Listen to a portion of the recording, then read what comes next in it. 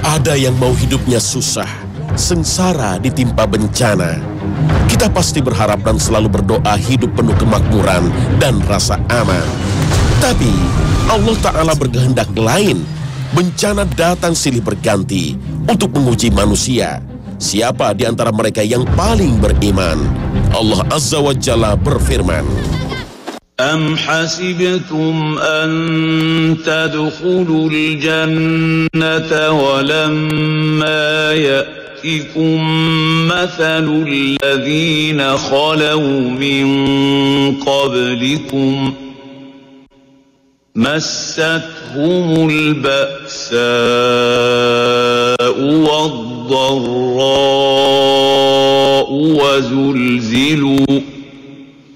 وزلزلوا حتى يقول الرسول والذين آمنوا معه متى نصر الله ألا إن نصر الله قريب. apakah kamu mengira bahwa kamu akan masuk surga, padahal belum datang kepadamu cobaan, sebagaimana halnya orang-orang yang terdahulu sebelum kamu. Mereka ditimpa oleh malapetaka dan kesengsaraan, serta digoncangkan dengan bermacam-macam cobaan, sehingga berkatalah Rasul dan orang-orang yang beriman bersamanya, bilakah datangnya pertolongan Allah? Ingatlah, sesungguhnya pertolongan Allah itu amat dekat. Al-Quran, Surah Al-Baqarah, ayat 214. Bencana alam, kelaparan, wabah penyakit, dan perang mewarnai sejarah hidup manusia. Inilah sesungguhnya bagian dari tanda-tanda akhir zaman. Perang tak henti berkobar karena keserakahan manusia untuk menjara sumber daya alam. Perang makin membara karena kesombongan manusia untuk menjadi penguasa dunia. Namun, perang pun tak bisa dielakkan jika tujuannya untuk membela kebenaran dan menghancurkan kebatilan. Ingatlah perang yang dipimpin oleh baginda Rasulullah SAW untuk menaklukkan kaum kafir Quraisy. Begitu pula perang perlawanan yang digelorakan oleh para pahlawan kita untuk mengusir para penjajah. Dan suatu saat pada akhir zaman, umat Islam akan kembali menghadapi peperangan besar untuk melawan Dajjal dan Ya'juj wa Ma'juj, seperti yang sudah diisyaratkan dalam Al-Quran dan sabda Nabi. Perjuangan bangsa Palestina melawan Zionis Israel, perjuangan kaum mujahidin seperti di Suriah, Yaman, dan Mesir merupakan bagian dari skenario Allah menjelang peperangan besar di akhir zaman. Inilah cobaan berat untuk menguji keimanan mereka, sekalian mempersiapkan generasi yang tangguh untuk menjadi pasukan pembela Al-Mahdi. Lalu di manakah posisi kita? Seberapa tangguhkah kita menghadapi berbagai cobaan hidup? Dan apakah kita diam melihat umat Islam di negeri lain ditindas oleh penguasa zalim? Padahal Rasulullah pernah bersabda, barang siapa yang tidak peduli dengan urusan kaum muslimin, maka bukanlah golongan kaum muslimin. Hadis riwayat Muslim. Dalam hadis lain Rasulullah mengingatkan, perumpamaan orang-orang mukmin dalam hal kasih sayang bagaikan satu tubuh. Apabila satu anggota badan merintih kesakitan, maka sekujur badan akan merasakan panas dan demam. Hadis riwayat Muslim. Setiap kita akan diminta pertanggungjawaban dalam hidupnya. Dan untuk mengingatkan kembali apa yang harus kita lakukan, ikutilah serial Fitnah Akhir Zaman di Khazanah Ensiklopedia Islam Dunia.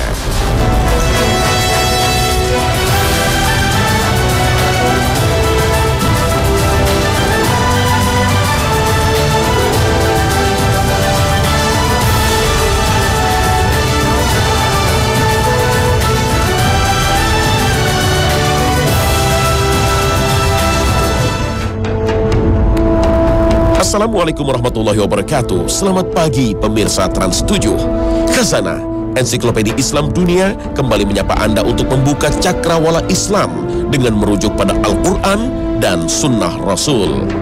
Semoga bermanfaat dan menjadi ladang amal untuk saling berwasiat dalam kebajikan. Amin ya rabbal alamin. Umat Islam tengah mengalami ujian yang besar. Setelah hancurnya kekhalifahan Turki Utsmani, tak ada lagi satu kepemimpinan yang mampu menyatukan barisan. Umat Islam tercerai-berai, bahkan saling bermusuhan. Allah Ta'ala telah mengingatkan dalam firman-Nya, dan janganlah kalian berselisih yang menyebabkan kalian menjadi gentar dan hilang kekuatan kalian. Al-Quran, Surah Al-Anfal ayat 46. Jika kita mau jujur, kondisi umat Islam saat ini sama seperti yang telah digambarkan oleh Rasulullah dalam sabdanya. Kalian kaum muslimin akan diperebutkan oleh umat-umat lain seperti orang-orang yang memperebutkan makanan hidangan yang ada di hadapannya. Kami para sahabat bertanya, apakah dikarenakan jumlah kita sedikit pada saat itu, wahai Rasulullah? Nabi menjawab, tidak. Bahkan jumlah kalian banyak, namun kalian seperti buih di air bah. Sungguh Allah akan mencabut rasa takut dari hati musuh-musuh kalian, dan sungguh Allah akan memasukkan penyakit wahan di dalam hatimu. Kami bertanya, apakah penyakit wahan itu, wahai Rasulullah? Beliau menjawab, cinta dunia dan takut mati. Hadits riwayat Ahmad dan Abu Daud. Kondisi umat Islam saat ini sudah tergambar dalam hadis ini. Jumlah pemeluk agama Islam di dunia termasuk paling besar dan akan menggeser posisi agama Kristen. Namun jumlah ini belum menjamin kekuatan umat Islam. Jika kita amati, tak ada satu negeri muslim yang saat ini terbebas dari berbagai intervensi dan konspirasi global dari musuh-musuh Islam. Sementara umat Islam sendiri tengah digerogoti penyakit akut, yaitu wahan. Hubud dunia wa karohiyatul maut, cinta dunia dan takut mati. Bagi orang yang cinta dunia berlebihan, dunia yang sementara ini seolah-olah akan abadi. Karena itu mereka pasti takut mati. Padahal mereka sesungguhnya tertipu dengan gemerlap dunia. Allah Ta'ala berfirman yang artinya, dan tiadalah kehidupan dunia ini melainkan senda gurau dan main-main. Dan sesungguhnya akhirat itulah yang sebenarnya kehidupan, kalau mereka mengetahui. Al-Quran, Surah Al-Ankabut, ayat 64. Wahan, secara bahasa artinya lemah. Umat Islam saat terjangkiti penyakit wahan, pasti akan lemah. Saat hati kita sudah diliputi wahan, tidak akan mampu menyambut seruan jihad fi sabilillah. Baik berjihad dengan menginfakkan harta di jalan Allah, apalagi berjihad dengan mengorbankan jiwa.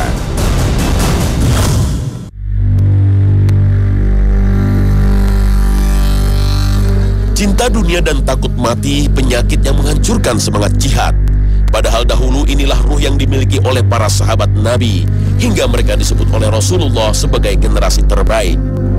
Sebaik-baik umat manusia adalah generasiku, yaitu masa sahabat. Kemudian orang-orang yang mengikuti mereka, yaitu tabi'in. Dan kemudian orang-orang yang mengikuti mereka lagi, yaitu tabi'ut tabi'in. Muttafaqun alaih. Keutamaan para sahabat Nabi tidak diragukan lagi. Mereka berjihad dengan harta dan jiwanya. Abdullah bin Mas'ud radhiyallahu anhu berkata, barang siapa hendak mengambil teladan, maka teladanilah orang-orang yang telah meninggal. Mereka itu adalah para sahabat Muhammad sallallahu alaihi wasallam. Mereka adalah orang-orang yang paling baik hatinya di kalangan umat ini. Ilmu mereka paling dalam, serta paling tidak suka membeban-bebani diri. Mereka adalah suatu kaum yang telah dipilih oleh Allah guna menemani nabinya sallallahu alaihi wasallam dan untuk menyampaikan ajaran agamanya. Oleh karena itu, tirulah akhlak mereka dan tempuhlah jalan-jalan mereka, karena sesungguhnya mereka berada di atas jalan yang lurus.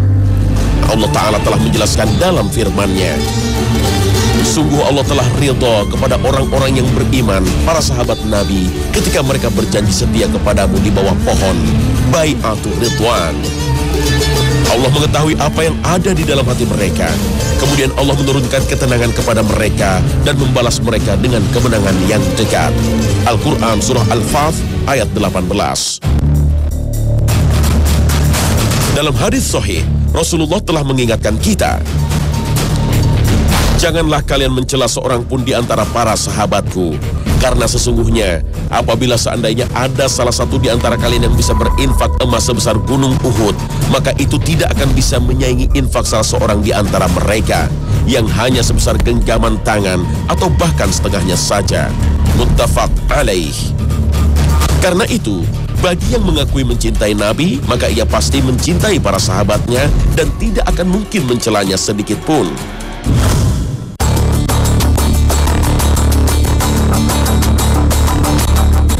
Rasulullah berhasil mencetak kader-kader terbaiknya. Bahkan di antara mereka sudah dijamin masuk surga. Abu Bakar, Umar bin Khattab, Utsman bin Affan, dan Ali bin Abi Thalib radhiyallahu anhum, mereka dijanjikan surga dan terbukti menjadi khalifah, penerus misi kenabian. Rasulullah bersabda, "Nubuwah ada pada kalian sampai Allah kehendaki, hingga dihilangkan ketika Dia menghendakinya. Kemudian khalifah di atas manhaj nubuwah sampai Allah kehendaki, hingga dihilangkan ketika Dia menghendakinya. Kemudian kerajaan yang menggigit sampai Allah kehendaki, hingga dihilangkan ketika Dia menghendakinya. Kemudian kerajaan yang diktator sampai Allah kehendaki, hingga dihilangkan ketika Dia menghendakinya. Kemudian khalifah di atas manhaj nubuwah, kemudian beliau diam." Hadis riwayat Ahmad. Dalam hadis ini Rasulullah menceritakan 5 fase zaman yang akan dilalui umat Islam, yaitu pertama fase kenabian, diawali dengan zaman jahiliyah, kemudian diangkatnya Nabi Muhammad sebagai Rasul. Setelah Rasulullah wafat, misi kenabian dilanjutkan oleh para sahabatnya yang merupakan fase kedua. Rasulullah bersabda, "Kekhalifahan nubuwah 30 tahun, kemudian Allah memberikan kerajaan kepada yang Dia kehendaki." Hadis riwayat Abu Daud, Ahmad, Tirmizi, dan Hakim. Jika kita coba hitung, masa kekhalifahan Abu Bakar berlangsung selama 2 tahun, dilanjutkan Umar bin Khattab selama 10 tahun, kemudian Khalifah Utsman selama 12 tahun, dan terakhir Khalifah Ali bin Abi Thalib selama 6 tahun. Setelah Khalifah Ali meninggal, dilanjutkan oleh putranya Hasan bin Ali radhiyallahu anhu yang memegang kekhalifahan selama 6 bulan. Hasan bin Ali mengundurkan diri pada bulan Rabiul Awal tahun 41 Hijriah. Artinya, fase kekhalifahan yang disebut Nabi genap 30 tahun, sepeninggal Rasulullah yang wafat pada bulan Rabiul Awal pada tahun 11 Hijriah. Saat pengunduran diri Hasan bin Ali disebut Amul Jamaah atau tahun persatuan umat, karena pada masa itu beliau berhasil menyatukan 2 kelompok umat Islam yang berseteru. Rasulullah pernah bersabda tentang cucunya Sayyidina Hasan, "Anakku ini adalah pemimpin dan Allah kelak akan menyatukan dengannya 2 kelompok besar muslimin." Hadis riwayat Bukhari. Fase ketiga, seperti yang disebut oleh Rasulullah, adalah Mulkan Awon. Fase ini terjadi setelah berakhirnya masa kekhalifahan Islam yang ditandai berdirinya dinasti Umayyah, dilanjutkan dinasti Abbasiyah, dan beberapa dinasti lainnya hingga era dinasti Turki Utsmani. Pada fase inilah terjadi fluktuasi kekuasaan dan keadilan. Pada era ini banyak terjadi perebutan kekuasaan. Meskipun disebut khalifah, garis kekuasaan berlangsung turun-temurun. Namun periode ini disebut dengan raja-raja menggigit karena sejatinya mereka tetap memegang kuat Al-Quran dan Sunnah. Sejarah telah membuktikan Khalifah Umar bin Abdul Aziz dari dinasti Umayyah misalnya terkenal seorang pemimpin yang adil, bersahaja, dan dicintai oleh rakyatnya. Begitu pula puncak kejayaan Islam pernah diraih pada masa Khalifah Harun al-Rasyid dari Daulah Abbasiyah. Pada era kepemimpinan Salahuddin al-Ayyubi, umat Islam berhasil merebut kembali Baitul Maqdis atau Yerusalem dari pasukan salib. Sementara pada masa Kesultanan Turki Utsmani, Muhammad Al-Fatih berhasil menaklukkan Romawi Bizantium dengan menguasai Konstantinopel yang sekarang dikenal kota Istanbul, Turki. Selama 13 abad, umat Islam mencapai puncak kejayaannya, baik dalam politik maupun ilmu pengetahuan. Sejak kekhalifahan Islam berakhir dengan runtuhnya Turki Utsmani pada tahun 1924, maka sejak itu pula umat Islam terpecah belah dan tak lagi memiliki kekuatan. Perjalanan umat Islam mulai memasuki periode keempat, yaitu Mulkan Jabariyan, yang ditandai munculnya para pemimpin diktator. Setelah berakhirnya Perang Dunia Kedua, banyak negara berpenduduk Islam yang menyatakan kemerdekaan. Namun, sebagian besar menjadi negara kerajaan yang beraliansi dengan Barat, dan sebagiannya dipimpin oleh para pemimpin diktator. Tak ada kekuasaan yang abadi. Para pemimpin diktator seperti Saddam Hussein, Muammar Gaddafi, dan Hosni Mubarak akhirnya ditumbangkan oleh rakyatnya sendiri. Namun, revolusi yang dikenal dengan Arab Springs ini sejatinya sebuah desain politik global untuk menguasai negara-negara Arab. Krisis politik di Timur Tengah belum berakhir. Pergolakan politik seperti di Mesir, Suriah, dan Yaman hingga kini makin memanas. Inikah perang yang akan membuka pintu kembalinya kekhalifahan Islam? Wallahu a'lam. Tapi yang jelas, perjalanan umat Islam belum berakhir. Masih ada satu fase terakhir ketika akan muncul seorang pemimpin yang menegakkan misi kenabian.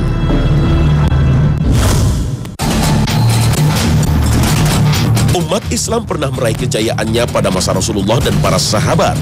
Umat Islam yang awalnya berjumlah sedikit berhasil meraih kemenangan menaklukkan kafir Quraisy. Tatkala perang Badar, kaum muslimin yang berjumlah 300-an orang dengan persenjataan minim berhasil mengalahkan pasukan kafir yang berjumlah lebih dari 1.000 orang dengan persenjataan yang lengkap. Berbagai kemenangan umat Islam telah terbukti dalam sejarah. Kerajaan Romawi dan Persia yang pada saat itu menjadi dua negeri adidaya berhasil ditaklukkan umat Islam. Kejayaan Islam pun pernah diraih pada era Daulah Umayyah, Daulah Abbasiyah, dinasti Mamluk hingga Turki Utsmani. Allah Ta'ala telah berjanji dalam firman-Nya, Ya ayyuhalladzina amanu in tansurullaha yansurkum wa yuthabbit aqdamakum. Hai orang-orang mukmin, jika kamu menolong agama Allah, niscaya Dia akan menolongmu dan meneguhkan kedudukanmu. Al-Quran Surah Muhammad ayat 7. Saat penguasa jauh dari ajaran Islam, maka tunggulah kehancurannya. Pada akhir kekuasaannya, Daulah Umayyah mengalami banyak pemberontakan seperti di Irak, Mesir, Palestina, dan Yaman. Gerakan Bani Abbas saat itu berhasil menguasai Irak pada tahun 132 Hijriah atau 750 Masehi, kemudian mendirikan dinasti Abbasiyah. Inilah yang menandai berakhirnya dinasti Umayyah. Kekhalifahan Abbasiyah di Baghdad saat itu menjadi pusat peradaban dunia.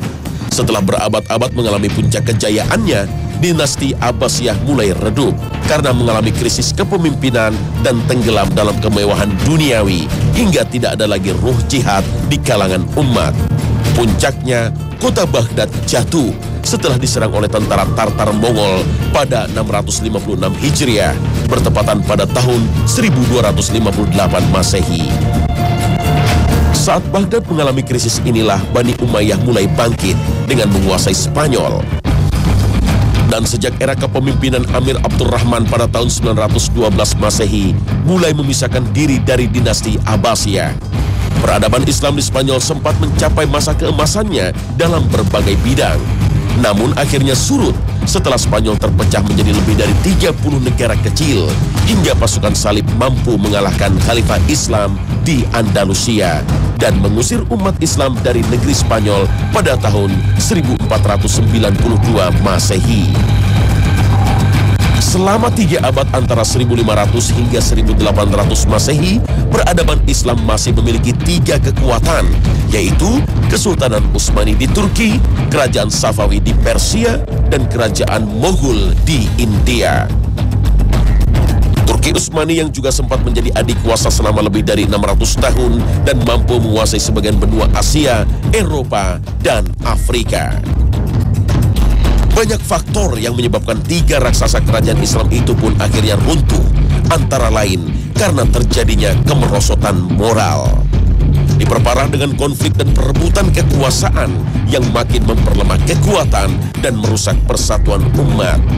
Saat ruh jihad telah hilang, maka lemahlah kekuatan umat Islam.